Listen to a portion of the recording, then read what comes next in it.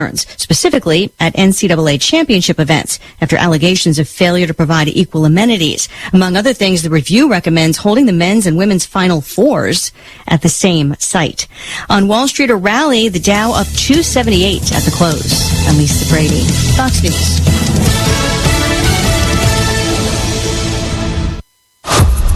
A lot of my friends basically went to work for the cartels right off the bat. Ed Calderon spent his career confronting Mexico's ruthless drug cartels face to face. Nightly raids on different houses and places where people were suspected of storing drugs.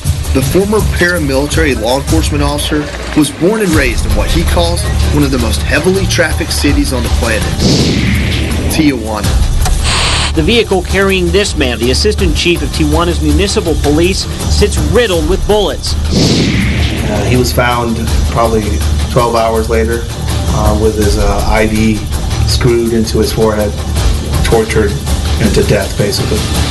It scared the out of all of us. Ed acquired a set of unique survival skills that has earned him the nickname the Sneak Reaper. A bag of tricks that make special operators nervous and maybe even a little jealous. In exactly 2 minutes, I'm going to start putting more restraints on you. Hurry the up! One of his more signature strengths is teaching people how to avoid being kidnapped, or how to increase your odds if you aren't as lucky. Everybody's capable of being dangerous at any time, even if they're handcuffed, even if they're bound. What makes you dangerous is your nature. In The Alchemy of Violence, Narcos, Reapers, and Survival, Ed talks about facing the real Grim Reaper. We were being targeted. People had eyes on us. And explains how his brushes with true violence have changed him and how he's used that alchemy to find and help others. Listen to the complete season of Alchemy of Violence on Fox News Podcast Plus starting July 12th. Fox News Podcast Plus is our new subscriber-based offering without commercials. Includes bonus content and exclusive shows like this one, exclusively on Apple Podcasts. Visit foxnewspodcast.com. This is the Valley's News Talk and Podcasts. Talk Central Phoenix, a Central City radio station. It's time for the Chips and Salsa Show. The only show about Latinos for Latinos. And did we mention Latinos? It's the Latísima. Latinos come in all flavors, shapes, and sizes. You don't have to be Latino to enjoy chips and salsa. People love chips and salsa.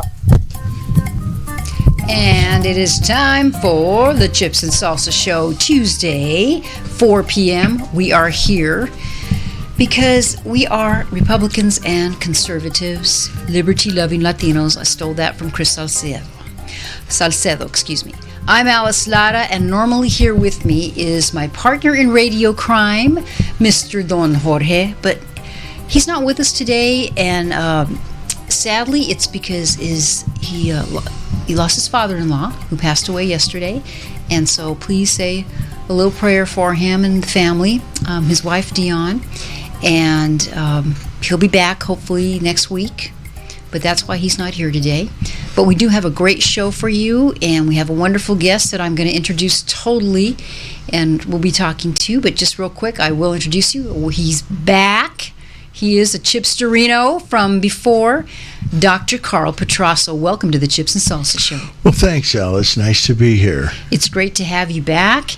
And Carl, for those of you that follow us, you probably know that he is a dream expert. He's a forensic psychologist. He's a writer. We have his book here, Dreaming for Success. He's got some other books and a new one that he's working on we'll talk about as well. And basically, he's also a public speaker if you need him for that too. And we'll be talking about all that and also the psychology of politics. We've got plenty of topics. So I want you to take this time while I go through some announcements and some birthdays. And if you'd like, please share us if you're watching us on Facebook. And let your friends know. They can watch us, too. You might have already downloaded our free Central City Radio app. It's totally free, and that way you can take us with you wherever you go and listen anytime. And just a reminder, if this is your first time that you've tuned into the Chips and Salsa Show, the reason we do this show is because George and I, Don Jorge, I should say, we used to be Democrats, but we're not Democrats anymore. We are Republicans. We are conservative. and we're very concerned about our country. And we keep this show on the air because we're trying to bust that myth that the left always tries to think that, oh, you know what, there really aren't very many Republican Latinos. And that's just not true. I'm sorry, because I know a lot of them. And that's the main reason that we're here. And we bring you guests every week. We bring you very interesting guests. And sometimes they're political, sometimes they may not be that political, but we always have political conversations. We have community type guests too. We have military moments with veterans. So thank you for your support, and please spread the word.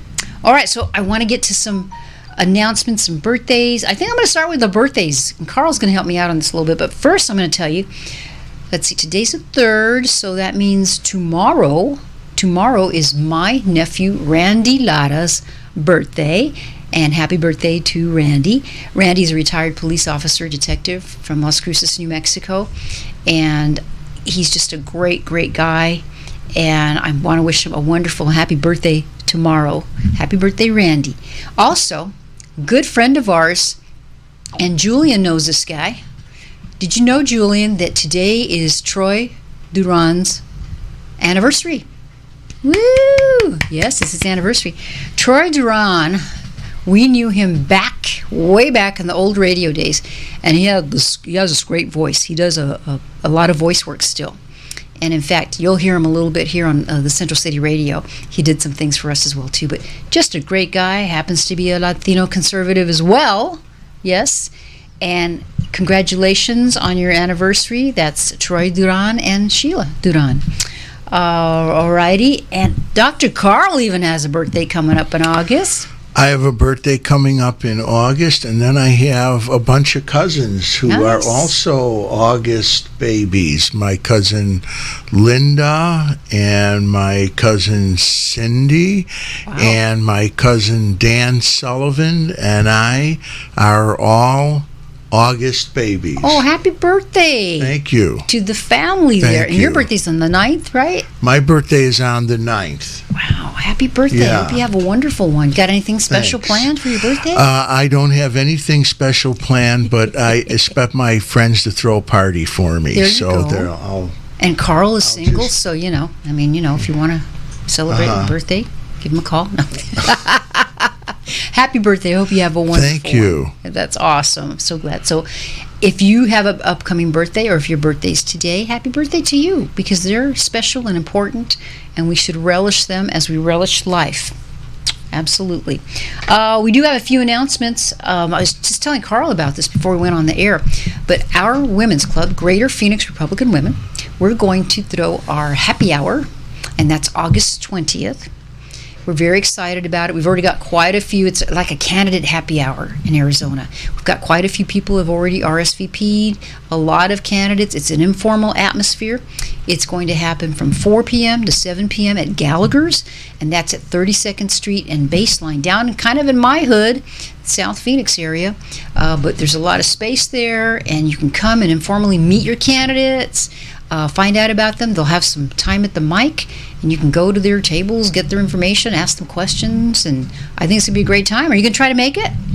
Yes, I am, and you know what? It does sound like a very good time, so that's something that, yes, I'm going to definitely be there for. Excellent, and we're going to post that information. Just make sure that you RSVP, and if you're a member of our club already, I think it's only $7. You're going to have appetizers, and the drinks are kind of on your own.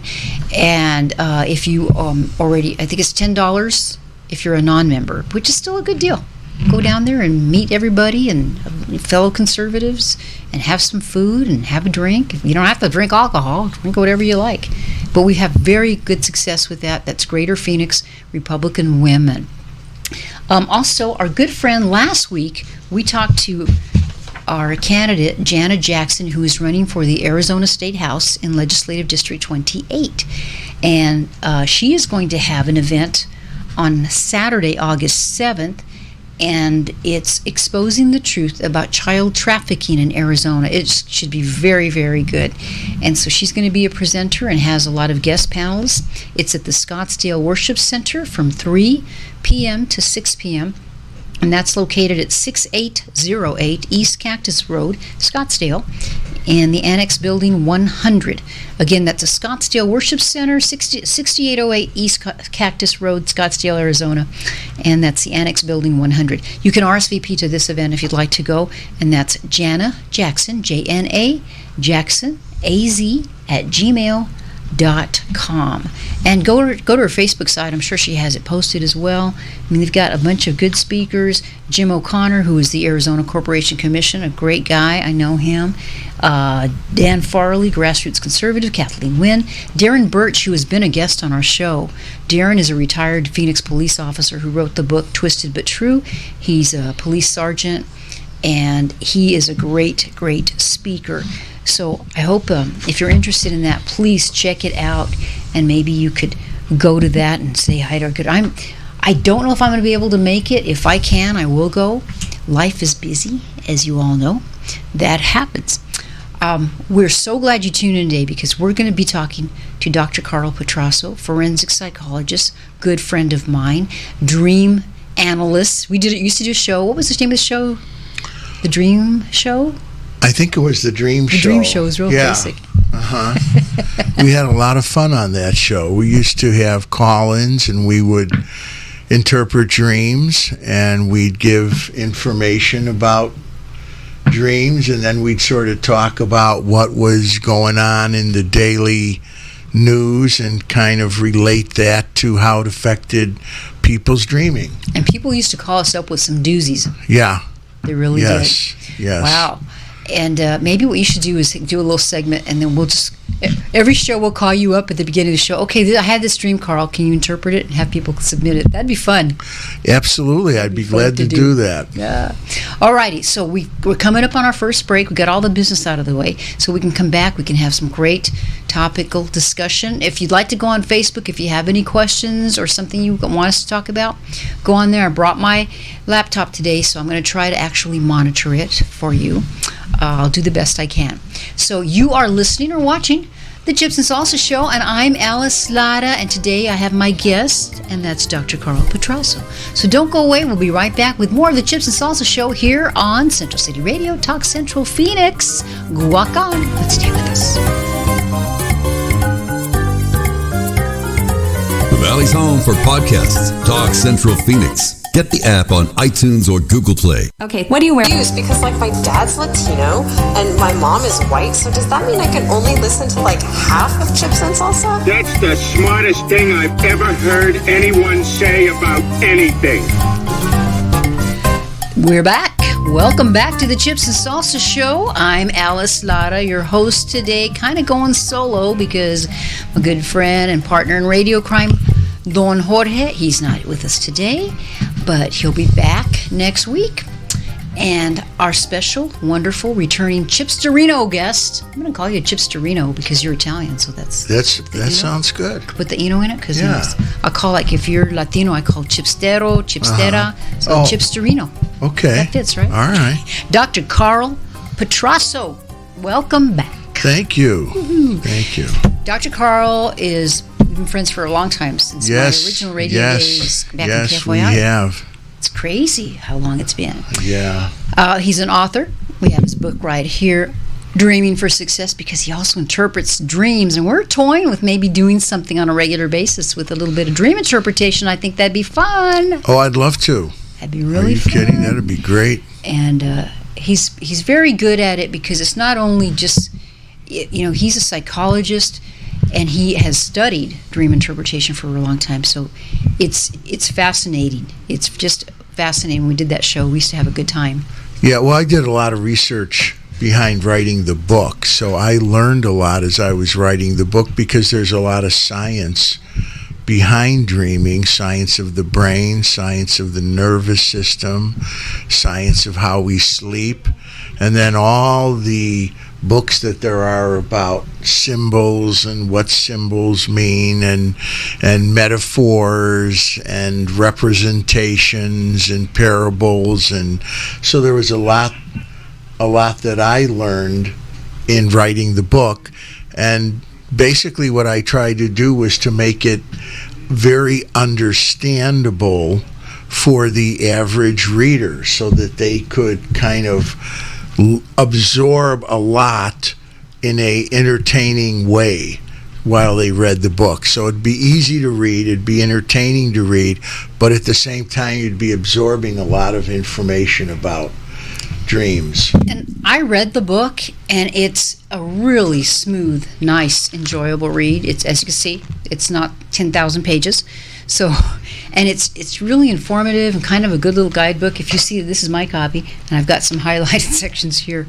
It's still available. Dreaming for Success is still available on Amazon. Yeah, I think when we were talking, I'm a terrible book namer, and if I were to rename it, I think I would call it Everything You Ever Wanted to Know About Dreams, because that's about it. Everything you ever wanted to know about dreams is in there. And once you read it, you're going to understand your own dreams, and it's going to be miraculous the way that works. And I've had that feedback where people read the book and suddenly their own dreams start to make more sense to them. Yeah, and so I really encourage you to do that. Plus, you've written other books too. I've also written Happy in a Hostile World, which is another terrible name. But it really, we're renaming the books today. We're renaming the books, but it fits what's going on because we have a very stressful world, and I'm still active as a therapist, and a lot of the work that I do is with stress. And the issue with happiness is we're never happy 100% of the time, and so it's always a matter of learning how to regain our happiness when we're thrown off balance. Something happens in life, we get thrown off balance, and we have to regain our sense of equilibrium, peace of mind, and happiness with where we're at. And this book talks about how to regain that equilibrium when different kinds of things come off that throw us off balance. And that's a very functional book for today's world. Yeah. My goodness gracious. And you're working on another book right now. Now I'm working on my first political book. Wow. I have always avoided politics, but I decided that I would, I admit it. And I'm even kind of afraid about talking about this book. But nonetheless, I decided to go ahead. I wanted to address the issue of the press, and so my new book has a working title, and basically what it's about is how the media uses fear and guilt and pleasure in order to get us to create a new sense of values, so that we begin to look at our society and we begin to look at politics with a new sense of values. So, for example, the founding traditional American value is freedom. And one of the things that the media is trying to do is to change that founding value to equality. And the reason for that is if you want to create a big government, what you can say is the society is unequal, and therefore the government must take over the society in order to ensure that everyone will be equal. And so by first of all convincing people to accept a new value, that is equality over freedom, then you can convince people to accept whatever changes the government makes as it becomes more intrusive and controlling into people's lives. Yeah, so when are you going to finish that book? Do you know? I'm hoping to finish it soon. I've got about 52,000 words finished now, and I'm trying to go through a final editing.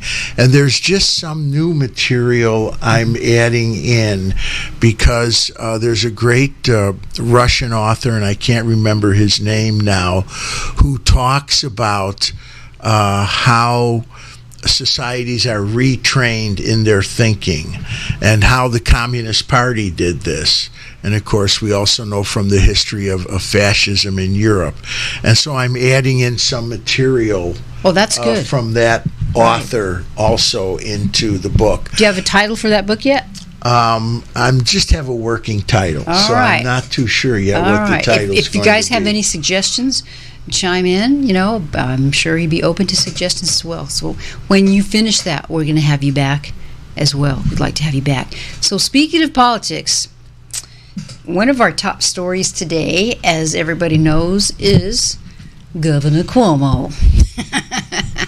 I watched him respond because evidently there were 11 women, and the AG of New York is saying, what's going on here? Now, I don't think any charges were actually pressed against him, but he had this really wonderful video produced, and he totally denied everything, and he said, this is just kind of my, what I learned from mom and dad, and behind it would show pictures of him, and he's, nuzzling close to President Clinton, and, kissing ladies and doing all these things, and so, he's got an Italian background, so you're Italian. What do you think about that? What do you think about his What do response? I think of Italians nuzzling Clinton? Just that, he was basically saying, I've never done any inappropriate touching, and you can tell this is just how I learned this from my mom and dad. I do a lot of hugging and kissing and things like that.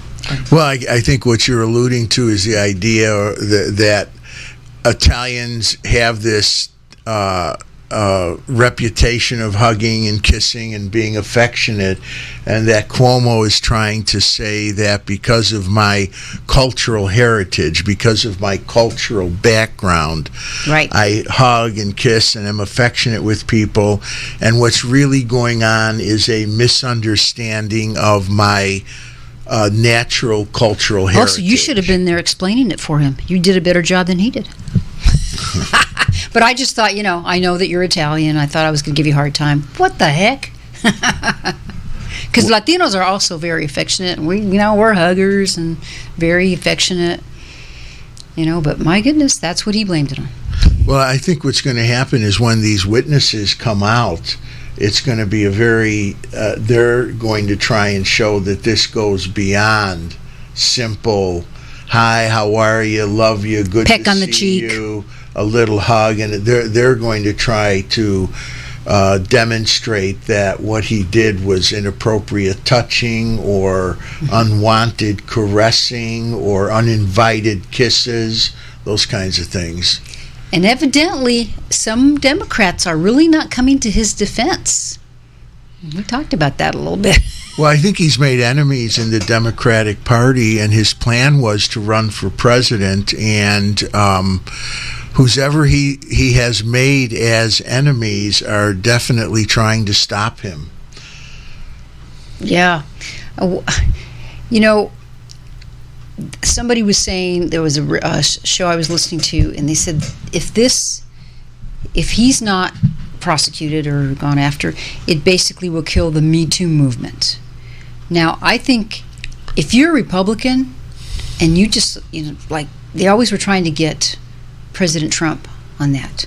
This guy has 11 women who are claiming things, and they're not claiming that he just gave him a peck on the cheek. That's not what they're talking about. But the left seems to just get away with whatever they want to do. Well, I think the Me Too movement died when Biden was elected. I mean, Biden is basically a pedophile and inappropriately grabs children, and his son has degenerate sexual acts on tape that they hide. So clearly you can't have a Me Too movement when you have a president and his son whose behavior is called into question, and you certainly don't hear any of the Me Too Hollywood ladies attacking the president or his son. So the Me Too movement at this point is simply something to be rolled out when convenient, but it's lost its validity. Punch. Yeah, I agree, totally agree with that. So that he was there, and I was watching him because it was reminding me of when Clinton was saying, I still remember because I was at the radio station and it was live, and he looked into the camera and he said, I did not have sex with that woman. I'll never forget. And the way he got off of that charge was because, well, it depends on what the definition of is or something. Remember? Yeah, there is one comment that I have about these kinds of situations, and I think about where we are going politically in general, and that is, it is a very slippery slope when we begin to use the law to take out our political enemies.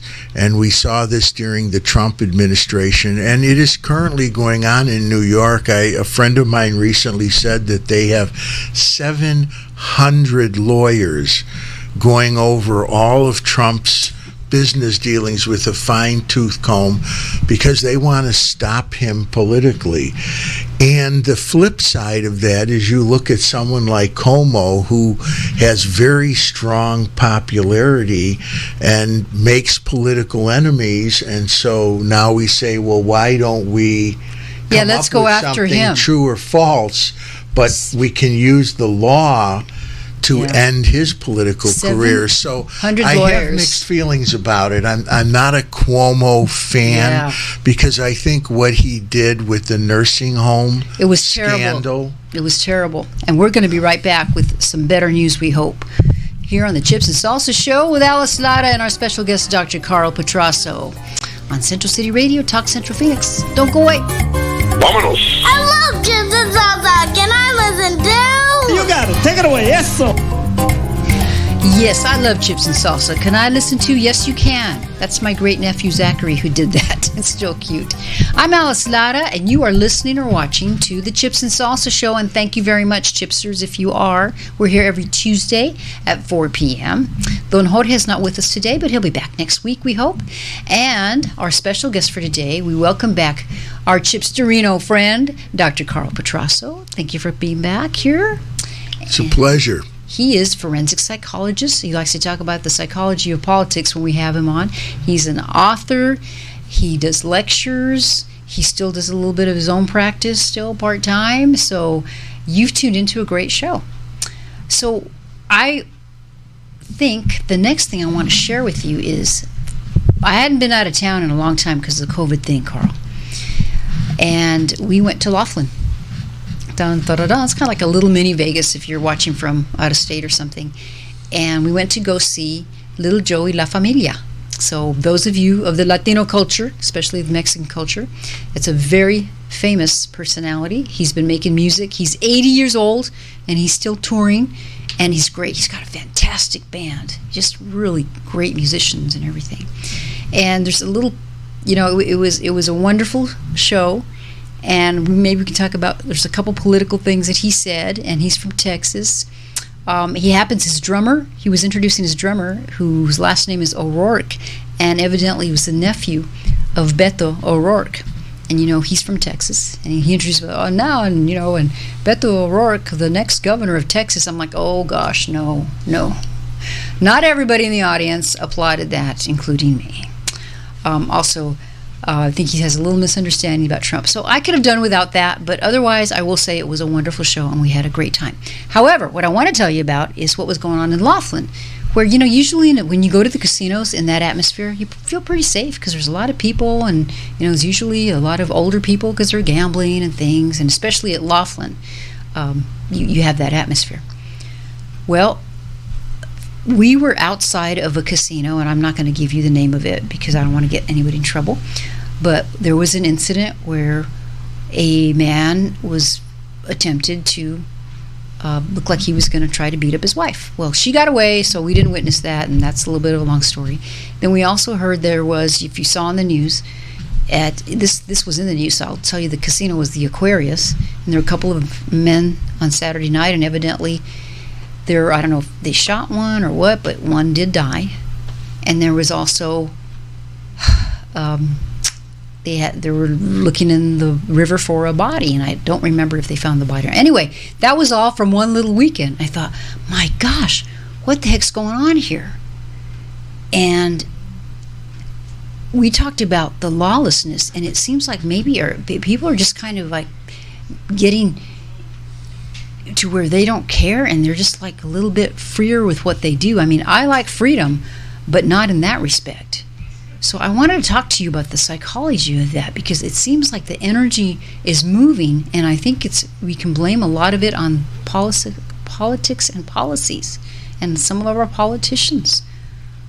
So what is your take on that after all that words? Well, I mean, I don't think my take is any different than what really is kind of a common sense thing. I mean, one thing, of course, is if you let people get away with crime, they're going to commit crime. So if there's no consequences for an action, then people are going to continue to engage in that action because they know there won't be any consequences for it. I mean, it seems like little kids. Like if you're a little kid and you're not disciplined, you'll just become a brat and do whatever. And it's like they're reverting back into that horrible brathood of childhood. Well, and of course the concern at the national political level is where you have cities where they're not enforcing, for example, crimes that are less than $1,000. And so a person can walk into a store, and we've all seen this on television. Person walks into a store, steals a bunch of food, and walks out, and there are not going to be consequences for that. So which still amazes me. It amazes me. So when you create that, of course, you create an environment where people feel, well, if I can get away with $1,000, maybe I can just get away with $1,500, and people will push the limits, and that's what happens. Well, it's, not having been to a casino in a while, and I've always felt like when I'm in that arena, I guess I should say, I feel pretty safe. I mean, you go to these big giant casinos, and there's a lot of people around you, and I thought, man, this isn't Vegas, because Laughlin's kind of like a little town. It's really small.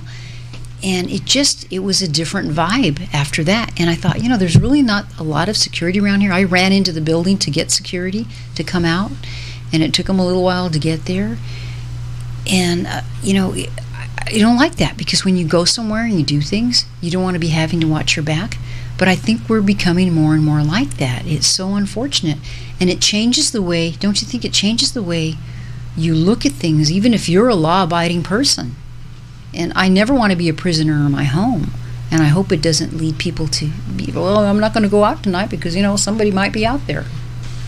Well, I think it does create a psychology of fear, but at some political level, the psychology of fear is what some, let's say, progressives or liberals feel that the psychology of fear will work in their favor. Because when you create a society that is afraid, then that society becomes more dependent on its political and governmental structures to protect it. So fear is in a society is not necessarily a bad thing, and totalitarian states, highly socialistic states want people to be afraid because that makes them more obedient. Mm-hmm. So in a strange kind of way, what we consider kind of the lawlessness is creating fear for certain political groups, the radical left. Fear is exactly the thing that works in their favor. So defund the police is a good thing to them, because the more fearful a society is, the more obedient it is.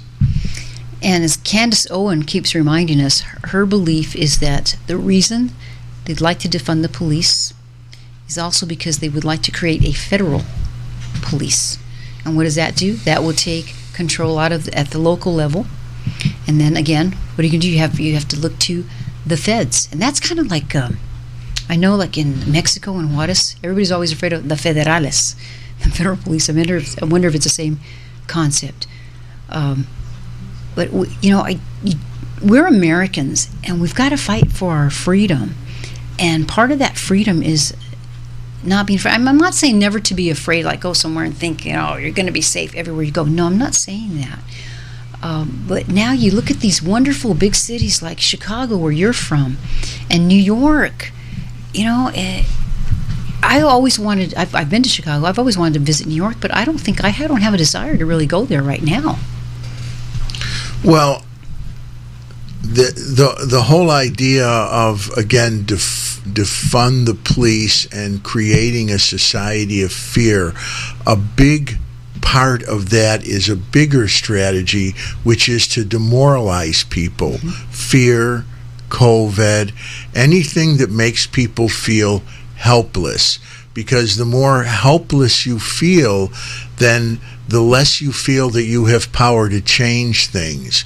And the more you feel that you do not have power to change things, the less you vote, the less you march, the less you complain, the less politically active you are. So demoralizing the society, and this is one of the things we're doing with COVID, is also, for the progressive liberals, a very important strategy. It reminds me kind of like someone who's abusing their wife, and you become a victim of abuse, and you're just scared. Like you back down. Codependent society. Of course, everything that we're saying, the far leftist says it's all conspiracy theory and none of it's true and you're crazy for saying it. But it reminds you of the Soviet Union, where dissidents were put into psychiatric hospitals and called insane. So this idea that anybody who disagrees with the liberals and the progressives and Biden and his whole gang, that means that somehow you're mentally ill and mentally disturbed. There's something wrong with you. We don't have to argue the point with you. We've got about 1 minute, but you had said something about the mass cult. Do you want to get into that in the next segment, or you want to say something briefly about it in 30 seconds? You want to talk about that in the next segment? Yes. Okay, because it's really a good point. You were talking about the cult of mask wearing. So I hope that you'll stay with us. We've got more. We still have one more segment with Dr. Carl. We want to talk about the border disorder as well, too. And anything, if you have a question or something for him, please let us know. I'm Alice Lara, and my wonderful special guest is Chipsterino, Dr. Carl Patrasso. And we'll be right back with more of the Chips and Salsa Show. And we are here every Tuesday at 4 p.m. on Central City Radio, Talk Central Phoenix, to walk on with you. Tell your friends, and thank you so much for tuning in. Come back. We got one more Valley's segment. home for podcasts and salsa. Well, sir, while I may not agree with what you say, I'll defend to the death your right to say it. And we are back. Can you believe it's the last segment of our show? I can't, but it's good, because if it's already here, that means it's been a good show and it's been rocking and moving. This is the Chips and Salsa Show. I'm Alice Lara, here every Tuesday at 4 p.m. to bring you freedom-loving politics, okay? Because we are Republican conservatives. Don Jorge will be back next week. Today, though, we have another segment left with our good friend Dr. Carl Patrasso, psychologist, dream interpreter, author, speaker. He's everything, man. And what we want to talk about now, though, before we do that, though, I want to tell you, in the booth with Jim Bunner, usually comes out at 6 o'clock. He will be returning soon. But please.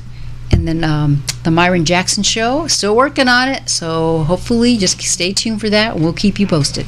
All right. Before we left the last segment, we were talking about discussing the mask cult, and I thought it was really interesting. You were telling me about it before the show. It was a good theory, and I think you're maybe spot on, unfortunately, about it. Well, I have to give Don Bongino credit because I love that guy. Yeah. I was actually looking at Instagram, and he was on there, and he had a quote about the cult of the mask. But then it really struck me from a psychological viewpoint how this is dividing the society, where you have the people that are walking around with the mask, and the people that are walking around without the mask. And it's kind of like the people that have the mask belong to the special cult, like when a priest wears a collar or a nun's garb. You know, they're kind of special people, and they're identified as the holy healthy, and the rest of us are the terrible sinners who won't comply. So that it just kind of, to me, struck me as, and then the people that wear the mask have this bond, you know, the cultic bond, where we recognize one another as the true health people and the true caring people, and we are so bonded. So it's actually, wearing a mask is like being a member of a cult. I want to tell you, so while you were speaking about that, I happened to have my laptop today, so I have our Chips and Salsa show on Facebook, right? Here's what pops up. A little bubble right underneath it just popped up, and it said, visit the COVID-19 Information Center for vaccine resources. Get vaccine info. They're listening. They're listening to us. But I think it's very interesting what you say. I really do. You know, that was another thing when I was in Laughlin. So Nevada requires that you still wear your masks inside. And so we had to still do that.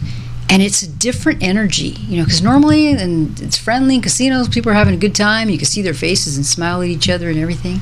And it's a different energy. And I think you're right about that mask cult. I think that's a good point. Well, it's also a way of politically dividing the country, because what's happening is that the Republican states are basically taking a voluntary view toward it and get attacked by the media, and very liberal leadership, such as Nevada, makes many mandates. And so again, you have the Democrats and the liberals using another technique to divide citizens from one another.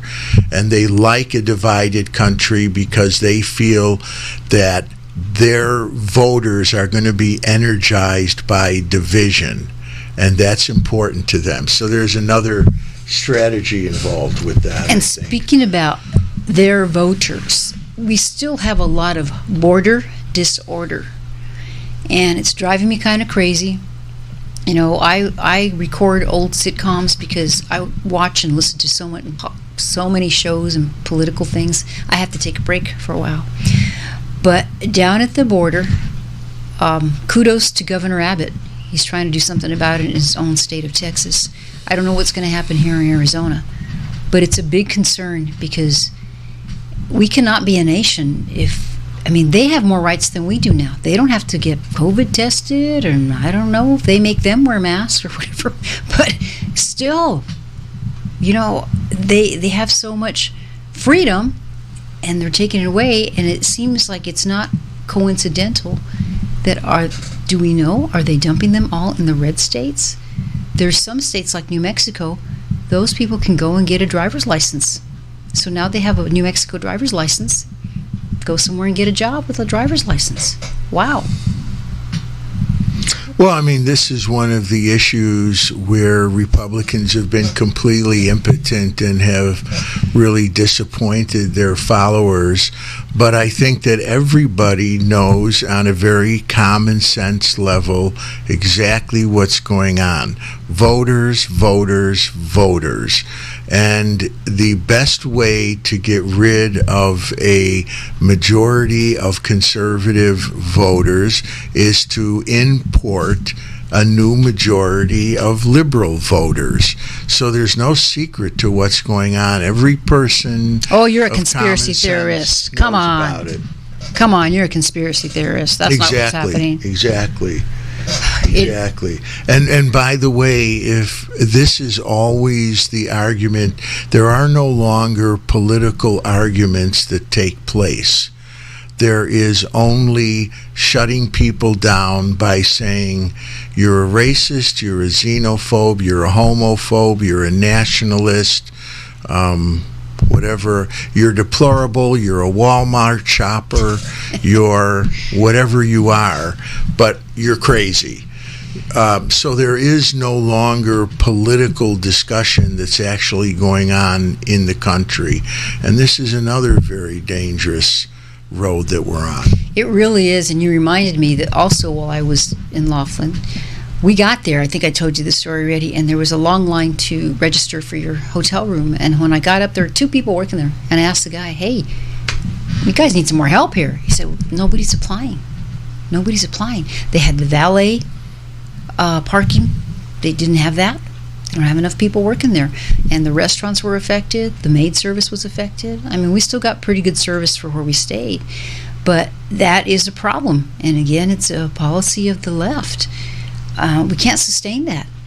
And I'm hearing, so we need to do like a whole show just about that. That's got to mess with our psyche too, because used to be Americans, we want to work and make a living. And now, I guess we just got to wait for our money. Is that what happens? Well, I think the Democrats, for sure, among a large part of the population, want to create a economic dependency on government. It's good to have a safety net for those who are poor and those who are in need. Basic housing, food, etc. But to say that the government should be a support system is another level, and it's really a step toward government dependency and creating socialist type voters. You're absolutely right on that. Okay, we got about 30 seconds. Carl, thank you so much for joining us today. We hope you come back. Dr. Carl Patrasso. Remember his book. Go on Amazon, look him up, buy the book, tell your friends about it. It's all good. If you missed any part of this show, we're going to put it up on YouTube soon. We'll let you know, and you can always watch it again on Facebook. Download the free app, Central City Radio. I'm Alice Lara with my special guest, Dr. Carl Patrasso. Thank you. Thank you, Alice. Be with us again next week, 4 p.m. here on Central City Radio, Talk Central Phoenix, when we guac on with the Chips and Salsa Show. And have a wonderful rest of the week.